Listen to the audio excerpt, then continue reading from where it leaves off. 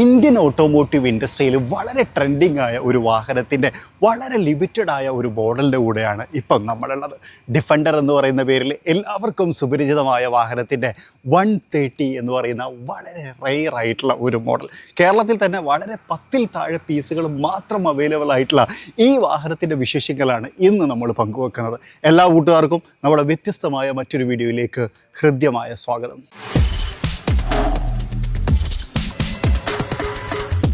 വീഡിയോയിലേക്ക് വിശദമായിട്ട് പോകുന്നതിന് മുമ്പ് രണ്ട് സുഹൃത്തുക്കൾ ചേർന്ന ഒരു സംരംഭത്തെ പരിചയപ്പെടുത്താമെന്ന് വിചാരിച്ചു. ഇവരെന്നെ കാണാൻ വന്നിട്ടുണ്ടായിരുന്നു. ആ സമയത്ത് കൊണ്ടുവന്നൊരു പ്രൊഡക്റ്റാണ് എൻ്റെ കയ്യിലുള്ളത്. എയറോ ഫ്രഷ് എന്ന് പറയുന്ന ഒരു പ്രീമിയം എയർ പ്യൂരിഫയർ ആണ്. ആക്ച്വലി ഇതാണ് പ്യൂരിഫയർ. ഇതിനകത്തുള്ളത് ആക്ടിവേറ്റഡ് കാർബണാണ്. സോ ഈ കാർബണിന് ഇത് കുറച്ച് അധികം ഉണ്ട്. എനിക്ക് തോന്നുന്നു ഇത് കാണുന്ന സമയത്തേക്ക് മനസ്സിലാവും വലിയതാണ്. കപ്പ് ഹോൾഡറിനകത്ത് വെക്കാം, ഡോർ പോക്കറ്റിലും വെക്കാം. നമ്മളുടെ ടിഷ്യൂ ബോക്സൊക്കെ പോലെ തന്നെയാണ്. ഇത് നല്ല പ്രീമിയം ആയിട്ട് ക്രിയേറ്റ് ചെയ്തിട്ടുണ്ട്. ഇത് കാണാൻ നല്ല ഭംഗിയായിട്ട്. ഇത്രയധികം കാർബൺ ഇതിനകത്തുണ്ട്. അപ്പോൾ ഒരു 2-3 വർഷം ഇത് ഉപയോഗിക്കാം എന്നാണ് അവർ പറഞ്ഞത്. ഇത് ചെയ്ത കാര്യം എന്താ വെച്ച് കഴിഞ്ഞാൽ നമുക്കറിയാലോ, കാർബൺ വാഹനത്തിനകത്തുള്ള ബാഡ് സ്മെല്ലിനൊക്കെ വലിച്ചെടുക്കും. അതുവഴി നമ്മുടെ വാഹനത്തിനകത്ത് നല്ലൊരു ഹെൽത്തി അറ്റ്മോസ്ഫിയർ ക്രിയേറ്റ് ചെയ്യാൻ ഇത് സഹായിക്കും എന്നുള്ളതാണ്. സോ 999 രൂപയാണ് ഇതിന് വില വരുന്നത്. 2 വർഷം ഉപയോഗിക്കാം. 2 ചെറുക്കന്മാർ ചേർന്ന ഒരു പ്രൊജക്റ്റ് എന്നുള്ള രൂപത്തിൽ നമുക്കതിനെ സപ്പോർട്ട് ചെയ്യാമെന്ന് വിചാരിച്ചു. വാങ്ങേണ്ട ആൾക്കാർക്ക് ലിങ്ക് താഴെ ഡിസ്ക്രിപ്ഷനകത്ത് കൊടുത്തിട്ടുണ്ട്. മാത്രമല്ല അവരൊരു കാര്യം പറഞ്ഞു, നജീബ് 20 എന്നിട്ടൊരു കൂപ്പൺ കോഡ് ഉണ്ട്. ആ കൂപ്പൺ കോഡ് ഉപയോഗിച്ച് കഴിഞ്ഞാൽ നിങ്ങൾക്കൊരു ഡിസ്കൗണ്ടും കിട്ടും എന്നൊക്കെ പറഞ്ഞിട്ടുണ്ട് നമ്മളെ ഇന്ന് വാങ്ങുന്ന ആൾക്കാർക്ക്. സോ സൗകര്യം ഉപയോഗപ്പെടുത്തുക. ലിങ്കും കാര്യങ്ങളൊക്കെ ഞാൻ ഡിസ്ക്രിപ്ഷനകത്ത് കൊടുത്തിട്ടുണ്ട്. ഒന്ന് ചെക്കൗട്ട് ചെയ്ത് നോക്കുക. ഭയങ്കര പ്രീമിയം ബോക്സിനകത്തൊക്കെ ഇട്ടത് വരിക. ഓക്കെ, അപ്പോൾ ചെറുപ്പക്കാർ തുടങ്ങുന്ന സംരംഭം എന്നുള്ള നിലയ്ക്ക് നമുക്ക് അതിനെ സപ്പോർട്ട് ചെയ്യേണ്ട ഉത്തരവാദിത്വം നമുക്ക് കിട്ടല്ലോ അല്ലേ. അപ്പോൾ ഞാൻ എൻ്റെ ഭാഗം നിർവഹിച്ചിട്ടുണ്ട്. വാങ്ങൽ നിങ്ങളുടെ ഭാഗമാണ്. നിങ്ങളും ആ ഭാഗം നിർവഹിക്കുമെന്ന് ഞാൻ പ്രതീക്ഷിക്കുന്നു. ഒരു റിക്വസ്റ്റ് പറഞ്ഞുകൊണ്ട് ആദ്യം തന്നെ വീഡിയോ ആരംഭിക്കാമെന്ന് വിചാരിച്ചു. നമ്മുടെ ചാനൽ ആദ്യമായിട്ട് കാണുന്ന സുഹൃത്തുക്കൾ ഉണ്ട് എന്നുണ്ടെങ്കിൽ ഒന്ന് ഫോളോ ചെയ്യാൻ മറക്കരുത്. അതുപോലെ തന്നെ സ്ഥിരമായിട്ട് കണ്ടുകൊണ്ടിരിക്കുകയാണ്, അതിനിടയിൽ സബ്സ്ക്രൈബ് ചെയ്യാൻ മറന്നിട്ടുണ്ടോ എന്നൊന്ന് ചെക്ക് ചെയ്യുക. അങ്ങനെ സബ്സ്ക്രൈബ് ചെയ്യുമ്പോഴും നിങ്ങളുടെ അഭിപ്രായങ്ങൾ കമൻറ്റ് ചെയ്യുമ്പോഴുമാണ് നമുക്ക് കൂടുതൽ ചെയ്യാനുള്ള ഒരു പ്രേരണ ഉണ്ടാവുന്നത്. സോ അതുകൊണ്ട് തന്നെ ചാനലൊന്ന് സബ്സ്ക്രൈബ് ചെയ്യുക. അതുപോലെ തന്നെ ഈ ഒരു വാഹനത്തെക്കുറിച്ചോ നമ്മുടെ പ്രസൻറ്റേഷനെ കുറിച്ചോ നമ്മുടെ ചാനലിനെ കുറിച്ചോ നിങ്ങൾക്ക് പറയാനുള്ള നിങ്ങളുടെ അഭിപ്രായങ്ങൾ ജസ്റ്റ് ഒന്ന് കമൻറ്റ് ചെയ്യണം എന്ന് പറഞ്ഞുകൊണ്ട് നമുക്ക് ഈ ഒരു വാഹനത്തിൻ്റെ വിശേഷങ്ങളിലേക്ക് ഡീറ്റെയിൽ ആയിട്ട് വരാം. ആദ്യം തന്നെ ഒരു കാര്യം കൂടി പറയട്ടെ. 130 എന്ന് പറയുന്ന മോഡൽ ആദ്യമായിട്ടൊന്നുമല്ല വാഹന വിപണിയിലേക്ക് വരുന്നത്. ഇതിന് മുമ്പേ ഉണ്ടായിരുന്ന മോഡൽ, അതായത് ശരിക്കും പറഞ്ഞാൽ ഒരുപാട് കാലത്തിന് ശേഷമാണ് ഡിഫൻഡർ ഇങ്ങനൊരു ഫേസ് വന്ന് കുറച്ചും കൂടി പോപ്പുലറായി നമ്മുടെ നാട്ടിലൊക്കെ ഇറങ്ങാൻ തുടങ്ങി. എനിക്ക് തോന്നുന്നത് നമ്മുടെ നാട്ടിൽ കുറെ 100+ ഡിഫൻഡറുകളുണ്ട്. അതിൽ വളരെ കുറവ് മാത്രമാണ് 130 ഉള്ളത്. 130 എന്ന് പറഞ്ഞാൽ ഡിഫൻഡറിന് 3 വേരിയൻറ്റുകൾ ഉണ്ട് എന്ന് പറയാം. ഒന്ന് 90 2 ഡോർ, അതായത് 3 ഡോർ വെർഷൻ. പിന്നെ ഒന്നൊരു 110, അതാണ് നമ്മൾ സാധാരണ കാണുന്ന 5 ഡോർ വെർഷൻ. ഇത് 130. ഇതിൻ്റെ പ്രത്യേകത എന്താണെന്ന് വെച്ച് കഴിഞ്ഞാൽ കുറച്ചുകൂടി നീളം കൂടുതലുണ്ട്.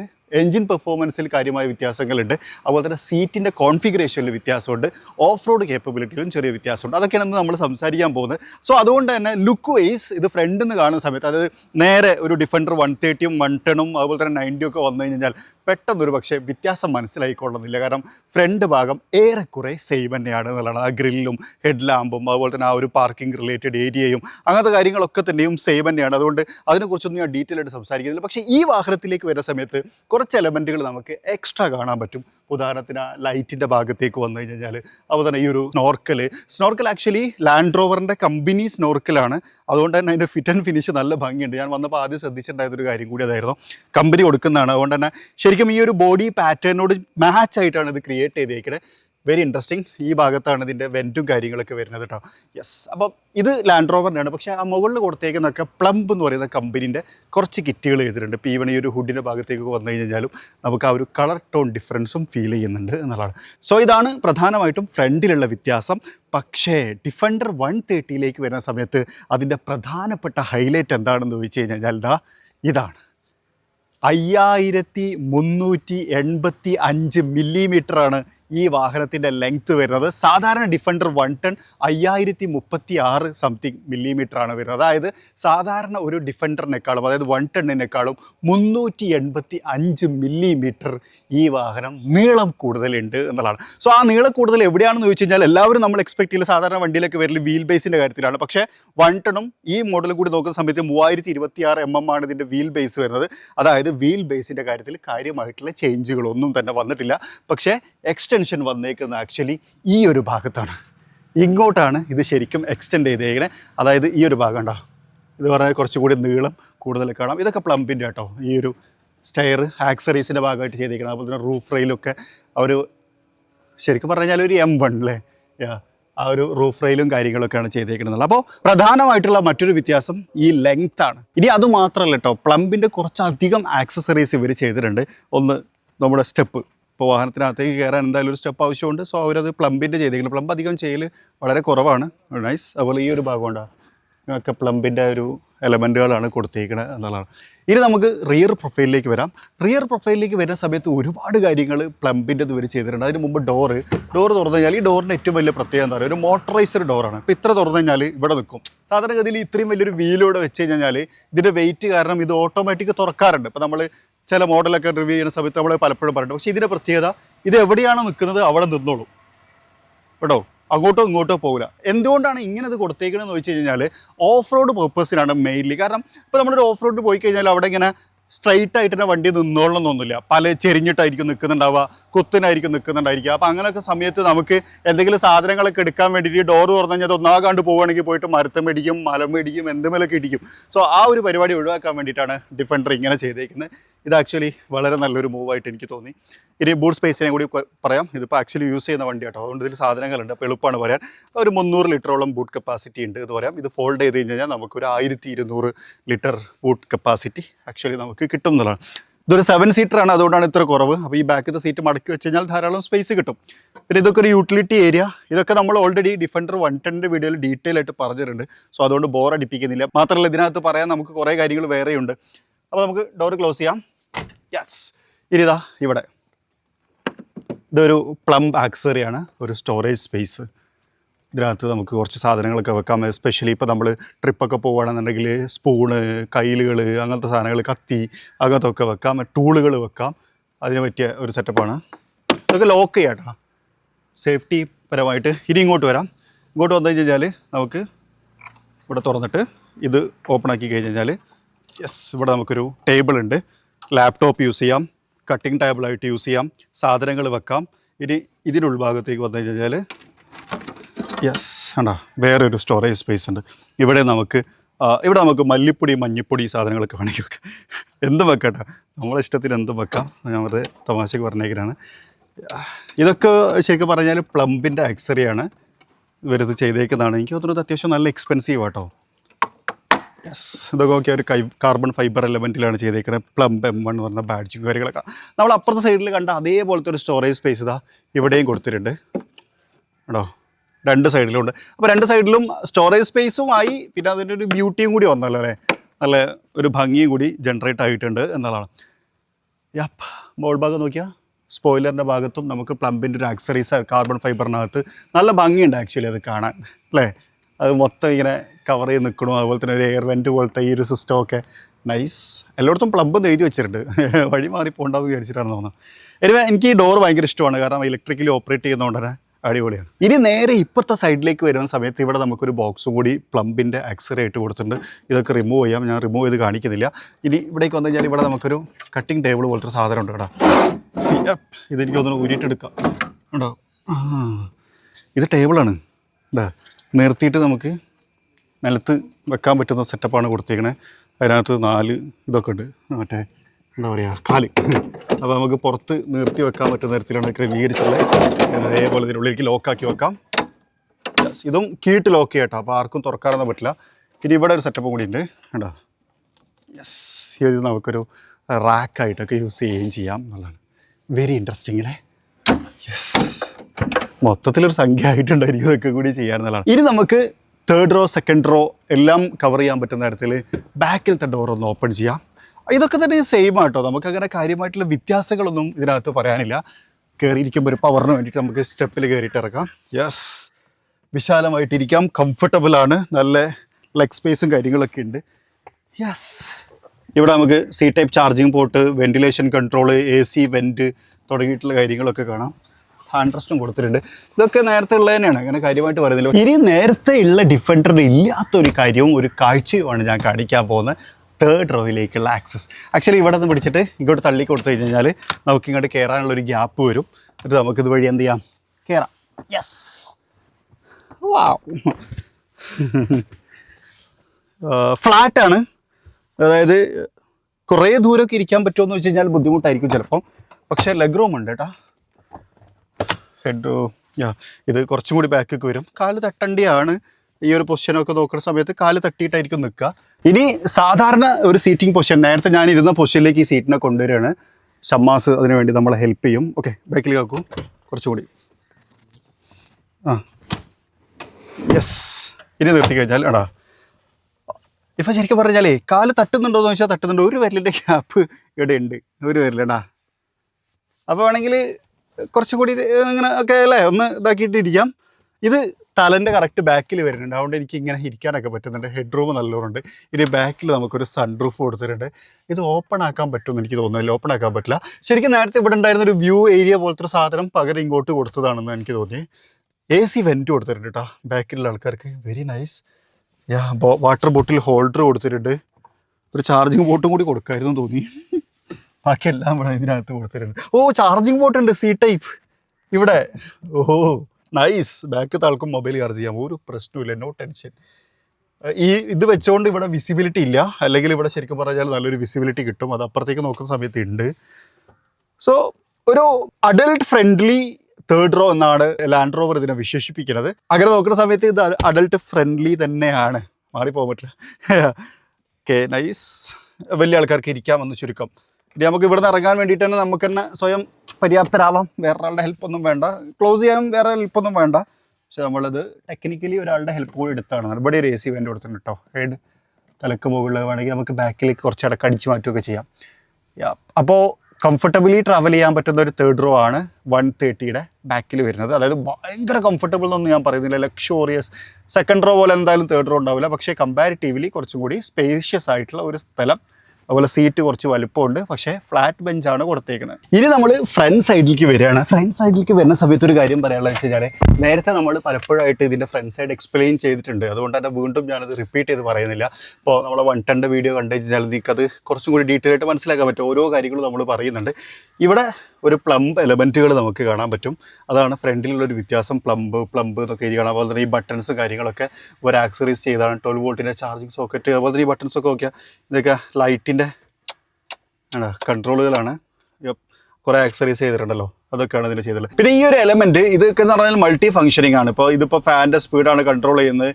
ഇനി ഇത് ഓഫ് ചെയ്ത് കഴിഞ്ഞാൽ ടെമ്പറേച്ചറാണ്. ഇനി ഇവിടെ ഒന്ന് പ്രസ് ചെയ്ത് കൊടുത്തു കഴിഞ്ഞാൽ സീറ്റ് വെന്റിലേഷനാണ്. ഇതൊക്കെ നമ്മൾ പലപ്പോഴായിട്ട് സംസാരിച്ചിട്ടുള്ളൊരു കാര്യമാണ്. പിന്നെ ഇതൊരു ഓഫ് റോഡ് വെഹിക്കിളാണ്, പക്ക ഓഫ് റോഡ് പർപ്പസ് ആണ്. അതുകൊണ്ട് തന്നെ ഈ മെറ്റീരിയലൊക്കെ ഇവിടെ കുറച്ച് ലെതർ ഉണ്ട്. കമ്പാരിറ്റീവ്ലി നേരത്തെ ഉണ്ടായിരുന്നതിനേക്കാൾ കുറച്ച് ഓഫ് റോഡ് ഫെസിലിറ്റി കുറവായെന്ന് പോലെ തോന്നുന്നു. കാരണം മറ്റേ കുറച്ചുകൂടി റഗഡ് ഓഫ് റോഡ് മെറ്റീരിയൽ എന്നുള്ള രൂപത്തിലാണ് ക്രിയേറ്റ് ചെയ്തിട്ടുള്ളത്. വേറൊരു കാര്യം, ഇതിൻ്റെ ഡിപ്പാർച്ചർ ആംഗിൾ നേരത്തെ 110ലേക്ക് വരുന്ന സമയത്ത് 40 ഡിഗ്രിയാണ്, പക്ഷേ ഇതിനകത്തേക്ക് വരുന്ന സമയത്ത് 28.5 ഡിഗ്രിയാണുള്ളത്. കാരണം വലിയ റിയർ പ്രൊഫൈൽ, നീളം കൂടുതൽ കാരണം അതിൻ്റെ ഡിപ്പാർച്ചർ ആംഗിൾ കുറഞ്ഞിട്ടുണ്ട് അല്ലെങ്കിൽ കുറച്ചിട്ടുണ്ട് എന്നൊക്കെ പറയേണ്ടി വരും. സോ മൊത്തത്തിൽ നൈസല്ലേ. പാനറമിക് സൺറൂഫ് കൊടുത്തിട്ടുണ്ട്. ബാക്കിൽ നമ്മളൊരു സിംഗിൾ സൺറൂഫ് ഉണ്ട്, ഇപ്പോൾ നമുക്ക് എക്സ്ട്രാ ഒരു പാനറമിക് സൺറൂഫ് കൊടുത്തിട്ടുണ്ട്. അതുപോലെ തന്നെ റിയർ ക്യാമറൻ്റെ വ്യൂ നോക്കിയാൽ ഈ മിററിനകത്ത് വരുന്നത് അതൊക്കെ തന്നെയും നമുക്ക് കൊടുക്കണം. അതൊക്കെ ലാൻഡ് റോവർ ആക്സറീസ് ആട്ടോ.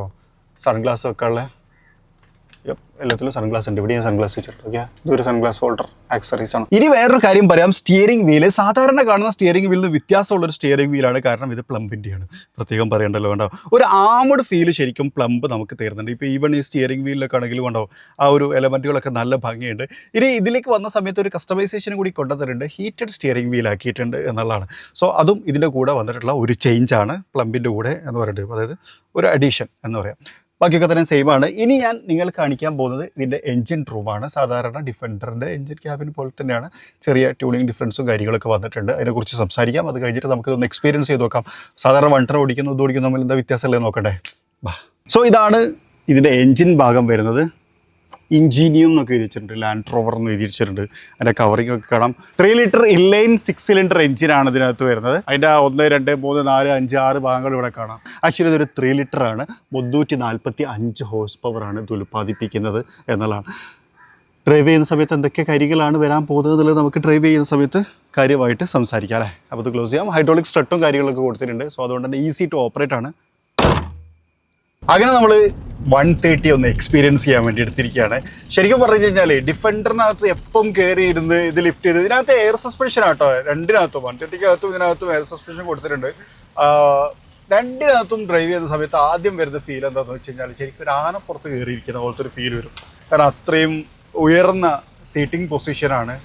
റോഡിൽ നിന്ന് നല്ല ഉയരത്തിലാണ്, അതുകൊണ്ട് ഭയങ്കര കോൺഫിഡൻസ് ആണ്. ഇപ്പോൾ ശരിക്കും റോട്ടിലൂടെ പോകണോ അത് മാറിയിട്ട് നമുക്കൊരു ബാഡ് റോട്ടിലേക്ക് ഇറങ്ങണം, അങ്ങനെയൊക്കെ വരുമ്പോഴും നമ്മുടെ ഉള്ളിനുള്ളിൽ ഒരു ഭയങ്കരമായ കോൺഫിഡൻസ്, അത് നമുക്ക് എഫക്റ്റ് ചെയ്യുന്നില്ലല്ലോ എന്നുള്ള ഒരു തോന്നൽ നല്ല രീതിയിൽ ബിൽഡ് ആവാറുണ്ട്. സോ സെയിം ഫീലിംഗ് തന്നെയാണ്. പക്ഷേ സാധാരണയിൽ നിന്ന് വ്യത്യസ്തമായിട്ട് 130, അതായത് നമ്മൾ സാധാരണ എന്ന് പറയുന്നത് 110 ആണ്. അതുമായിട്ടുള്ള പ്രധാനപ്പെട്ട വ്യത്യാസം എന്താണെന്ന് വെച്ച് കഴിഞ്ഞാൽ ഒരു ഈസി മൂവിങ് വെഹിക്കിൾ അല്ലെങ്കിൽ ഒരു ഈസി സിറ്റി കോമ്പാക്ട് വെഹിക്കിൾ അങ്ങനെയൊന്നും ഇതിനെ പറയാൻ പറ്റില്ല. 110 കുറച്ചും കൂടി കോമ്പാക്റ്റ് ആണ്, ഇത് കുറച്ചും കൂടി വലുതാണ്. അപ്പോൾ നമ്മളിപ്പോൾ പെട്ടെന്ന് ഒരു ഓവർടേക്ക് എടുത്ത് കയറണം, അങ്ങനെ വരുമ്പോൾ നമ്മളെ മൈൻഡിൽ ഉണ്ടാവണം അത് കുറച്ച് ലെങ്ത് കൂടുതലാണ്. അപ്പോൾ നമ്മൾ കയറിയിട്ട് ലെഫ്റ്റിലേക്ക് തന്നെ വീണ്ടും കയറുന്ന സമയത്ത് അത്രയും ഒരു ഏരിയ കൂടി പാസ് ചെയ്യാനുള്ള ഒരു ലെങ്ത് നമ്മൾ മൈൻഡിൽ കാൽക്കുലേറ്റ് ചെയ്യണം. അതേപോലെ പാർക്കിംഗ് സ്പേസ്, ഇതിൻ്റെ ഓണർ പറഞ്ഞ നല്ല അടിപൊളി കോമഡി ആയിട്ടുള്ള സാധനമുണ്ട്. നിർത്താൻ പോയ സമയത്ത് അതായത് പാർക്കിങ്ങിലൊക്കെ നിർത്തി കഴിഞ്ഞാൽ ഇത് മുന്നിലേക്ക് തള്ളി നിൽക്കുന്ന പോലെ ഉണ്ടാവും, പ്രൊജക്റ്റ് ചെയ്ത് നിൽക്കുന്ന പോലെ ഉണ്ടായിരിക്കും. അതുകൊണ്ട് തന്നെ ചെറിയ ഇപ്പോൾ ഒരു പാരലൽ പാർക്കിംഗ് ഒക്കെ ആണെന്നുണ്ടെങ്കിൽ നമുക്കൊരു പക്ഷേ അതിനകത്ത് കൊള്ളുന്നുണ്ടാവില്ല. അപ്പോൾ പാരലൽ പാർക്കിംഗ് മാർക്ക് ചെയ്തത് ഒക്കെ ഒരു 5 മീറ്റർ ഒരു ലെങ്ത് വെച്ചിട്ടുള്ള ഏകദേശം കാൽക്കുലേഷനിലായിരിക്കും. അപ്പോൾ ഈ വണ്ടി അതിനേക്കാളും കുറച്ചും കൂടി ലെങ്ത് കൂടുതലായതുകൊണ്ട് തന്നെ അത്തരം സ്പേസുകളിലൊന്നും ഇത് പാർക്ക് ചെയ്യാൻ പറ്റില്ല. അപ്പോൾ നമ്മൾ ഈ വണ്ടിയിട്ട് പോകുന്ന സമയത്ത് ഒരു ഡെഡിക്കേറ്റഡ് പാർക്കിംഗ് നമ്മൾ ഫൈൻഡ് ചെയ്യണം. അതേപോലെ തന്നെ സിറ്റി ട്രാഫിക്കിനിടയിൽ നമ്മുടെ മൈൻഡിൽ എപ്പോഴും വേണം ഇത് കുറച്ച് ലെങ്ത് കൂടിയ വണ്ടിയാണ്. അപ്പോൾ മറ്റൊരു വണ്ടിൻ്റെ ഇടയിലേക്കൊക്കെ നമ്മൾ കുത്തിക്കയറ്റാനൊക്കെ ശ്രമിക്കുന്ന സമയത്ത് ഇതിനൊരു പക്ഷേ സ്ഥലം പോരായിക വരാനുള്ള ഒരു ചാൻസും ഉണ്ട് എന്നുള്ളതാണ്. പക്ഷേ ഇതൊക്കെ കുറച്ച് കഴിഞ്ഞാൽ ഓക്കെ ആയിരിക്കും. ആദ്യത്തെ ഒരാഴ്ച ആ ബുദ്ധിമുട്ടുണ്ടാവും, അത് കഴിഞ്ഞ് കഴിഞ്ഞാൽ മറ്റു വണ്ടികൾ ഓടിക്കുന്ന പോലെ തന്നെയാണ്. കാരണം നമുക്ക് നമ്മുടെ മൈൻഡിൽ ഇതിൻ്റെ ഒരു കാൽക്കുലേഷൻ ഓൾറെഡി ഫീഡാവും എന്നതാണ്. നാട്ടിൽ നല്ല മഴ പെയ്തുകൊണ്ടിരിക്കുകയാണ്. സ്നോർക്കലിൻ്റെ ഏറ്റവും വലിയ ആവശ്യം വെള്ളം പൊങ്ങുമ്പോഴാണ്, വെള്ളം പൊങ്ങാതിരിക്കട്ടെ. പിന്നെ അതുപോലെ തന്നെ ഏത് ടെറൈനിലേക്കും എങ്ങനെയും കൊണ്ടുപോകാനുള്ള ക്യാപ്പബിലിറ്റിയും ഈ വാഹനത്തിന് ഡിഫൻഡറിനകത്തുണ്ട്. പക്ഷേ ഇതിലേക്ക് വന്ന സമയത്ത് 130ലേക്ക് വന്നപ്പോൾ ഡിപ്പാർച്ചർ ആംഗിൾ പകുതിയോളം കുറഞ്ഞിട്ടുണ്ട്. അത് ഞാൻ നേരത്തെ പറഞ്ഞു. കാരണം എന്ന് വെച്ച് കഴിഞ്ഞാൽ വലിയ ടൈലായതുകൊണ്ട് തന്നെ ഇപ്പോൾ നമ്മൾ ലാൻഡ് ചെയ്യിപ്പിക്കുന്ന സമയത്ത് ടൈല് തട്ടാനുള്ള സാധ്യത കൂടുതലായിരിക്കും. സോ ആ ഒരു സാധ്യത കാരണമാണ് അതങ്ങനെ കുറഞ്ഞു പോയത് എന്നുള്ളതാണ്. മൊത്തത്തിൽ നല്ല കംഫർട്ടബിൾ ആണ്. അപ്പോൾ ബാക്കിലിരിക്കുന്ന ആളുകളുടെ ഒപ്പീനിയൻ ചോദിച്ചു, അവർ പറഞ്ഞൊരു കാര്യം എന്ന് വെച്ച് കഴിഞ്ഞാൽ ഒന്നാമത്തെ കാര്യം നല്ല ലെങ്ത് ഉണ്ട്, അപ്പോൾ ദൂരയിലാണ് എന്നുള്ളൊരു പ്രശ്നമുണ്ട്. രണ്ടാമത്തെ കാര്യം എന്ന് വെച്ച് കഴിഞ്ഞാൽ നല്ല കംഫർട്ടബിൾ ആണ്. സാധാരണഗതിയിൽ നിന്നും വ്യത്യസ്തമായിട്ട് ഒരു 7 സീറ്റർ എന്നൊക്കെ പറയുമ്പോൾ നമ്മൾ എക്സ്പെക്ട് ചെയ്യുന്ന ഒരു കുഡിസ് റൂമിൽ നിന്ന് മാറിയിട്ട് കുറച്ചും കൂടി വിശാലമായിട്ടുള്ളൊരു സ്പേസ് ഉണ്ട്. പിന്നെ ഞാൻ നേരത്തെ പറഞ്ഞ പോലെ തന്നെ അമ്യൂണിറ്റീസ് കൂടുതലാണ്. ചാർജിങ് പോർട്ടുകൾ കൊടുത്തിട്ടുണ്ട്, അതുപോലെ വെന്റിലേഷൻ, AC സെറ്റപ്പും കാര്യങ്ങളൊക്കെ കൊടുത്തിട്ടുണ്ട്. ഹെഡ് റെസ്റ്റ് അഡ്ജസ്റ്റബിൾ ആണ്, അത് കുറച്ചും കൂടി ഉയരത്തിലാണ്. അപ്പോൾ ഒരു 6 അടിയുള്ള എനിക്ക് എൻ്റെ തല കറക്റ്റ് അതിമ തട്ടുന്നുണ്ട്. അപ്പോൾ അങ്ങനെയൊക്കെ നോക്കുന്ന സമയത്ത് കൺസിഡറബിൾ ആണ്. നേരത്തെ പറഞ്ഞ പോലെ തന്നെ അഡൽട്ട് ഫ്രണ്ട്ലി ആണ് എന്നുള്ള ഒരു വലിയ ഹൈലൈറ്റും അതിനകത്തുണ്ട്. സോ അങ്ങനെയൊക്കെ നോക്കുന്ന സമയത്ത് കിഡ്ലനാണ്. സസ്പെൻഷനും നല്ലതാണ്. ഇപ്പോൾ ഈ ബസ്സുകാരനല്ലേ ആശാൻ കയറിയ ഇതിലൂടെയാണ്. ഈ പുതിയ കേരള ഗതാഗത മന്ത്രിയോട് എനിക്ക് പറയാം, ഈ വക കാര്യത്തിലേക്ക് ഒന്ന് തീരുമാനം എടുത്ത് തരണം പ്ലീസ്. ഇവരെങ്ങോട്ടാണ് വരിക, എപ്പോഴാണ് വരിക, ഏത് കൂടെയാണ് വരിക എന്നൊന്നും ഒരു ധാരണ ഉണ്ടാവില്ല. എന്ത് ചെയ്യാൻ പറ്റും? ഓക്കെ, അത് പോട്ടെ. ഞാൻ ഈ വണ്ടി എടുത്തിട്ടേ ഞങ്ങൾ ഹൈവേയിൽ ഒന്ന് ക്രൂസ് ചെയ്യാൻ വേണ്ടി എടുത്തു. ശരിക്കും അത്യാവശ്യം നല്ല സ്പീഡിൽ ഓടിച്ചു. പക്ഷേ ഇതിലെ എലമെൻറ്റ് ഞാൻ പറയാൻ ഉദ്ദേശിച്ചത് എന്താ വെച്ച് കഴിഞ്ഞാൽ ആക്ച്വലി ഇപ്പോൾ റെയിനിയാണ്, റോഡ് നല്ല വെറ്റാണ്, വെള്ളമുണ്ട്. പക്ഷേ അതൊന്നും വണ്ടിയെ സംബന്ധിച്ചിടത്തോളം ബാധകമല്ല. സാധാരണ ഒരു വണ്ടിയിൽ നമ്മൾ ആ ഒരു സ്പീഡിലൊക്കെ പോവുകയാണെങ്കിൽ there is A chance skid ആവാനുള്ള ചാൻസ് ഉണ്ട്. അതുപോലെ നമ്മളൊന്ന് കോഷൻ കൂട്ടി ഓടിക്കണം. അപ്പോൾ ആ വണ്ടി തെറിപ്പിക്കുന്നതാണെങ്കിൽ പോലും അത് നമ്മുടെ ഗ്ലാസ്സിലേക്ക് വല്ലാണ്ട് എത്തറില്ല. ചെറിയ വണ്ടിയാണെങ്കിൽ എത്തും, അത് വേറൊരു വിഷയം. രണ്ടാമത്തത് നമ്മളെ വണ്ടി വെള്ളം തെറിപ്പിക്കുന്നുണ്ടെങ്കിൽ പോലും അതിൻ്റെ ടയർ അത്യാവശ്യം നല്ല ഗ്രിപ്പിൽ നിൽക്കുന്നുണ്ട്. സോ അതൊരു പോസിറ്റീവാണ്. ആക്ച്വലി അതൊരു ഓഫ് റോഡ് പർപ്പസിന് വേണ്ടിയിട്ടൊക്കെ ചെയ്യാൻ പറ്റുന്ന തരത്തിലുള്ളൊരു സാധനമാണ്. ബട്ട് സ്റ്റിൽ നമുക്ക് ഇപ്പോഴത്തെ സിറ്റുവേഷനിൽ നമ്മുടെ റോട്ടിലും അത് നല്ല രീതിയിൽ വർക്ക് ആവുന്നുണ്ട്. പിന്നെ വൈപ്പറിൻ്റെ കേസും കൂടി പറയണം. വൈപ്പറിന് സാധാരണഗതിയിൽ വൈപ്പർ വരുന്നത് വളരെ സ്ലോവിലല്ലേ. ഇതിൻ്റെ വൈപ്പർ ശ്രദ്ധിച്ചോട്ടോ, ഇപ്പം അത് വർക്ക് ചെയ്യില്ല. നേരത്തെ ഇല്ലേ പെട്ടെന്ന് വന്നിട്ട് ക്ലീൻ ചെയ്ത് പോയിട്ട് പിന്നെ ആൾ പതുക്കെ ആക്കിക്കൊണ്ടിരിക്കുന്നത്. അങ്ങനെ ഒരു സാധനം ശ്രദ്ധിച്ചു. അതായത് ആദ്യത്തെ പർപ്പസ് പെട്ടെന്ന് ക്ലിയർ ചെയ്തിട്ട് പിന്നെ മൂപ്പര് സാധാരണ പോലെ തന്നെ ഇങ്ങനെ ചെയ്യുന്ന പോലെ. എനിക്കൊന്നും ഇപ്പം അത് റെയിൻ സെൻസിങ് വൈപ്പർ ആയതുകൊണ്ടാണ് അങ്ങനെ വന്നത് തോന്നി. നേരത്തെ അങ്ങനെ ഒരു വ്യത്യാസം കൂടി ഞാൻ ശ്രദ്ധിച്ചു. സോ മൊത്തത്തിൽ ഏത് സിറ്റുവേഷനിലും, അതാ ഞാൻ പറഞ്ഞത്, ഏത് ടെറയിലും കൊണ്ടുപോകാന്ന് പറഞ്ഞ പോലെ ഓക്കെയാ. റോഡിൽ നിറച്ച് വെള്ളമാണ്. എനിക്ക് മനസ്സിലാവാത്ത ഈ റോഡ് ഉണ്ടാക്കിയ എഞ്ചിനീയേഴ്സ് അതിനൊരു എക്സിറ്റും കൂടി ഇടണമായിരുന്നില്ല, വെള്ളം പോവാനുള്ളത്. അത് പോട്ടെ. അപ്പോൾ ഞാൻ പറഞ്ഞതെന്ന് വെച്ചാൽ ഏത് ടെറയിലേക്കും കൊണ്ടുപോകാൻ പറ്റുക എന്ന് പറയുമ്പോൾ തന്നെ എല്ലാ സിറ്റുവേഷനിലേക്കും പെട്ടെന്ന് ഇത് ആപ്റ്റ് ആവുന്നുണ്ട്. സോ അങ്ങനെ നോക്കുന്ന സമയത്ത് കുറച്ചുകൂടി നല്ല കോൺഫിഡൻസ് ആയിട്ട് എനിക്ക് തോന്നി. ഇപ്പോൾ നേരത്തെ വെള്ളം തെറിപ്പിച്ചൊക്കെ കണ്ടില്ലേ, അതൊക്കെ അൺഎക്സ്പെക്റ്റഡ് ആയിട്ട് സംഭവിക്കുകയാണ്. പക്ഷെ ആ സമയത്ത് വണ്ടി പതറുന്നില്ല, വണ്ടി പാളുന്നില്ല എന്നുള്ളൊരു സിറ്റുവേഷൻ ഡ്രൈവറെ സംബന്ധിച്ചിടത്തോളം മെൻ്റലി ഭയങ്കര സ്ട്രോങ് ആയിട്ട് ഡ്രൈവ് ചെയ്യാൻ സഹായിക്കും. അടിപൊളി. ഈ പറഞ്ഞ എലമെൻറ്റുകളൊക്കെ ചേരുമ്പോഴാണ് ശരിക്കും ഇതൊരു 130 ആവുന്നത്. അപ്പോൾ ഒരു സാധാരണ ഓണർ ആയിരിക്കുമല്ലോ എന്തായാലും 130 എടുക്കേണ്ടാവും. അയാൾക്കൊരു എന്തെങ്കിലും ഒരു എലമെൻ്റ് ഒരു പക്ഷേ ഈ 130 എടുക്കുന്നതിന് പിന്നിൽ ഉണ്ടായിരിക്കുമല്ലേ. അപ്പോൾ ഇനി എനിക്ക് ചോദിക്കാനുള്ളത് അതാണ്, എന്തുകൊണ്ട് 130 എടുത്തു എന്നുള്ള കാര്യം. സോ ഓണർ നമ്മളുടെ കൂടെ ഉണ്ട്, Rauf Khan. Welcome to our channel. Thank you. ശരിക്കും മലപ്പുറം ജില്ലക്കാരനാണ്. ഈ സ്ഥലത്തിന്റെ പേര് ശരിക്കും എന്താ? ഇത് പറമ്പിൽപീടിക വലപ്പാറാണ്. വലപ്പാറ എന്ന് പറയുന്നത് സൗദിയിൽ സെറ്റിൽഡ് ആണ്. ഓക്കെ. ആദ്യത്തെ ഒരു ചോദ്യം, ഒരുപാട് വണ്ടികളുണ്ടല്ലോ. ഇപ്പോൾ ഇൻഡസ്ട്രിയിൽ ഒരുപാട് വണ്ടികളുണ്ട്. ഇപ്പോൾ 1 കോടി റുപ്യക്ക് എടുക്കണമെന്ന് വെച്ച് കഴിഞ്ഞാൽ പല വണ്ടികളുണ്ട്. എന്തുകൊണ്ട് ഡിഫൻഡർ എടുത്തു? ഡിഫൻഡർ ഒരു ഡ്രീം വെഹിക്കിളാണ്. ആണ്. അത് ഏത് കാലത്ത് തുടങ്ങിയ ലുക്ക്? ഒരുപാട് കാലമായി. അത് ഡ്രീം ആവാൻ കാരണം എന്തെങ്കിലും ഉണ്ടോ? ഡ്രീം ആവാൻ ഇതിന്റെ ഒരു പെർഫോമൻസ് ലുക്ക് അത്ര തന്നെ. അങ്ങനെ. അപ്പോൾ ഡിഫൻഡർ എടുക്കണം എന്ന് ചോദിക്കുമ്പോൾ ഡിഫൻഡറിൽ തന്നെ കുറെ ഓപ്ഷൻ ഉണ്ട്. 90 ഉണ്ട്, 110 ഉണ്ട്, 130 ഉണ്ട്. അപ്പോൾ അതിൽ 130 എത്തിയതുകൊണ്ടായിരിക്കും. ഇത് വലിയ വണ്ടിയാണ്.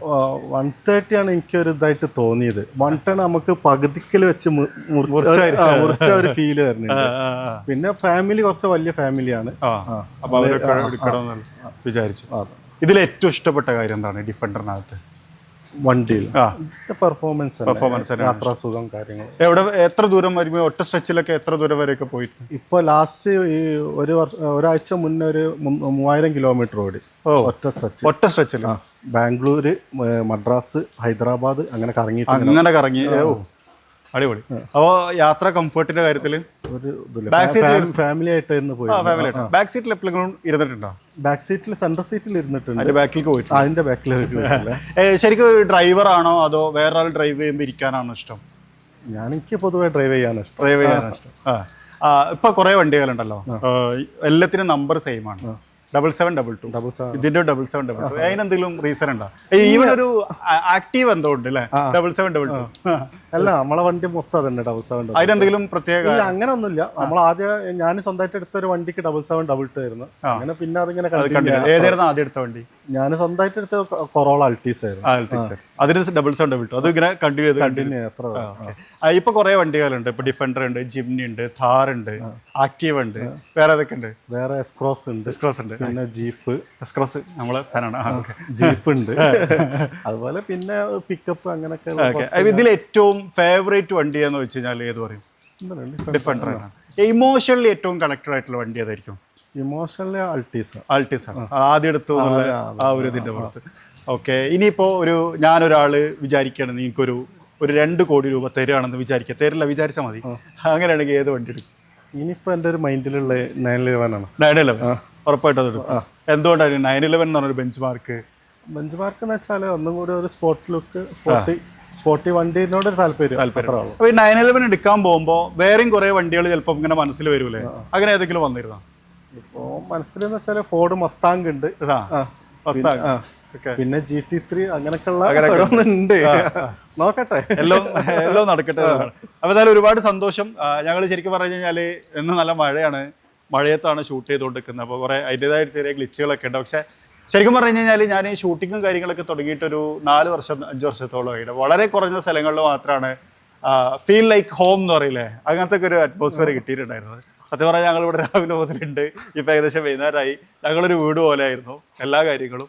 അവിടെ യൂനുസ്ക ഉണ്ട്, യൂനുസ്ക പുറത്തേക്ക് കൊണ്ടുപോയി. യൂനുസ്കാണ് അവിടുത്തെ കാര്യങ്ങളൊക്കെ മാനേജ്. അതുപോലെ ഷംനാസ് ഒരായി പറയും, അവർ ക്യാമറയിൽ നിന്നൊക്കെ മാറി നിൽക്കണം. അപ്പോൾ ഞങ്ങളെല്ലാവരും കൂടി ബാക്കിൽ ഫൈറൂസ് എല്ലാവരും കൂടി ഭയങ്കര രസമായിരുന്നു. നല്ലൊരു അടിപൊളി ദിവസം. So thank you so much. Okay. ഞങ്ങൾക്ക് ശരിക്കും പറഞ്ഞു കഴിഞ്ഞാൽ ആദ്യമായിട്ട് പരിചയപ്പെടുകയാണ്. അങ്ങനെ ഒരു ഫീൽ ഒന്നും ഉണ്ടായിരുന്നില്ല, അപരിചിതരെ പോലെ ആയിരുന്നില്ല. എല്ലാ സൗകര്യങ്ങളും ഇവിടുത്തെ ഫുഡൊക്കെ ഇവിടെ തന്നെ ആയിരുന്നു, അടിപൊളിയായിരുന്നു സത്യത്തിൽ. Anyway thank you so much. അപ്പോൾ അടുത്ത 911 മസ്താങ്ങൊക്കെ എടുക്കുമ്പോൾ വീണ്ടും ഞങ്ങൾക്ക് ഇവിടെ വരാൻ പറ്റുമെന്ന് ഞങ്ങൾ പ്രതീക്ഷിക്കണം. അപ്പോൾ അതുകൊണ്ട് ഞങ്ങളും പ്രാർത്ഥിക്കണം നിങ്ങൾ വേടെടുക്കട്ടെ. അപ്പോൾ ഞങ്ങൾക്കത് ഡ്രൈവ് ചെയ്യാനും ഞങ്ങൾക്കത് വീഡിയോ ചെയ്യാനും ഞങ്ങളുടെ ആളുകൾക്കത് കാണാനൊക്കെ ഉള്ള സൗകര്യം ഉണ്ടായിരിക്കും. അപ്പോൾ ഒരുപാട് സന്തോഷം. ഇതാണ് 130 ഡിഫൻഡർ എന്ന് പറയുന്ന സെഗ്മെൻറ്റ്. ഞാൻ നേരത്തെ പറഞ്ഞ പോലെ തന്നെ ആദ്യമായിട്ട് സ്റ്റാർട്ട് ചെയ്ത ഒരു ലൈനപ്പ് ഒന്നുമല്ല 130 എന്ന് പറയുന്നത്. കുറേ മുമ്പേ അതർ ആക്ടിവിറ്റി പർപ്പസുകൾക്ക്, അതായത് ഇപ്പോൾ ലഗേജ് കൊണ്ടുപോകാനും അതുപോലെ തന്നെ ആംബുലൻസ് പർപ്പസിനും കാരിയറായിട്ടും മിലിറ്ററി പർപ്പസിനും ഒക്കെ 130 ഉപയോഗിച്ചിട്ടുണ്ടായിരുന്നു. അതിൻ്റെ കുറച്ചുകൂടി പ്രീമിയം ലക്ഷറിയസ് വേർഷനാണ് ഇപ്പം നമ്മൾ കണ്ട 130. നിങ്ങൾക്ക് ഇഷ്ടപ്പെട്ടിട്ടുണ്ടാവുമെന്ന് വിചാരിക്കുന്നു. ഇഷ്ടപ്പെട്ടെങ്കിൽ ലൈക്ക് ചെയ്യാൻ മറക്കരുത്. അതുപോലെ തന്നെ ചാനൽ ആദ്യമായിട്ട് കാണുന്ന സുഹൃത്തുക്കളുണ്ടെന്നുണ്ടെങ്കിൽ ഫോളോ ചെയ്യാൻ മറക്കരുത്. അപ്പോൾ മറ്റൊരു വീഡിയോയിൽ മറ്റൊരു വിശേഷമായിട്ട് കാണാം. അതുവരെ ചെറിയൊരു ബ്രേക്ക്.